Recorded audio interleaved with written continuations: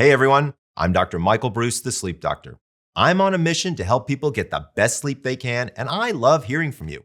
Every single week, I answer a few of your sleep-related questions, and boy, there's a lot. If you have a question that you'd like to see me answer, head on over to thesleepdoctor.com where you can send me an email. And while you're there, do me a favor. Scroll down to the bottom of the website where you can subscribe to our weekly email that is packed with all of my best sleep tips. All right, question number 1. A lot of people wrote in asking specifically about their sleep quality and how to improve it. This is from Miriam. She writes, "What can I do to get better sleep? Like I sleep, but I'm a light sleeper and I can wake like 5 times a night during the night. So when I wake up tired and my eyes barely open and they're also swollen, itchy, and red. What can I do to reduce the frequent wake-ups from sleep? Any advice suitable for a student, please? Nursing student." All right, a couple of different things that sort of come to mind when somebody tells me this. If you wake up with your eyes red and swollen, the first thing I'm thinking about, allergies. I wonder if there's something that's in your bedroom, like particulates or things of that nature, where maybe a simple air filter could be helpful. Because remember, this is the room that you're probably spending more time in than just about anything else. So having that air quality be super high is going to be a good idea. Another thing that I oftentimes talk about with people is, do you have a bedtime routine to help you get to sleep?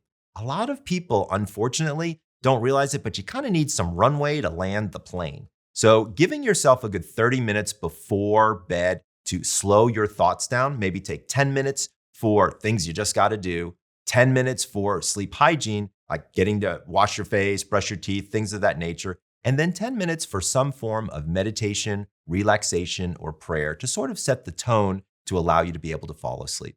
To be a nursing student, I'm guessing that you're probably also pretty sleep deprived and maybe a little on the stressed side. So making sure that you do some things to lower that stress before bed is definitely going to be a help. Question number 2. Deb asks, if I go to sleep at 10:30 or 11 and wake up at 5, I can't get back to sleep. Is going to bed before 12 considered an extra 2 hours, or is that an old wives' tale? Well, I'm not sure that there's a whole lot of data on the before midnight, after midnight types of sleep. What I will tell you though is looking at your total amount of sleep time, you're really not that bad off. Going to bed at 11 and waking up at 5 gives you a minimum of 6 hours. So what I would suggest is if there's a universe where you can just keep a consistent wake up time, also think about things like eliminating caffeine earlier in the day, making sure that there's no alcohol on board within 3 hours of bedtime, and then finally making sure that your bedroom is kind of right for your sleep. Overall, if you're waking up and you're doing pretty well during the daytime, I would say you probably don't have as big a problem as you might think. Question number 3. Finally, Marcia writes, "Hi, Dr. Breus. Do you have any suggestions on how to decrease or eliminate multiple wake-ups at night? I've decreased fluid intake at night so that I wake up about once a night to use the restroom. However, I wake up 10 to 14 times a night. Most times I'm able to fall back asleep fairly quickly, but every morning I continue to wake up tired.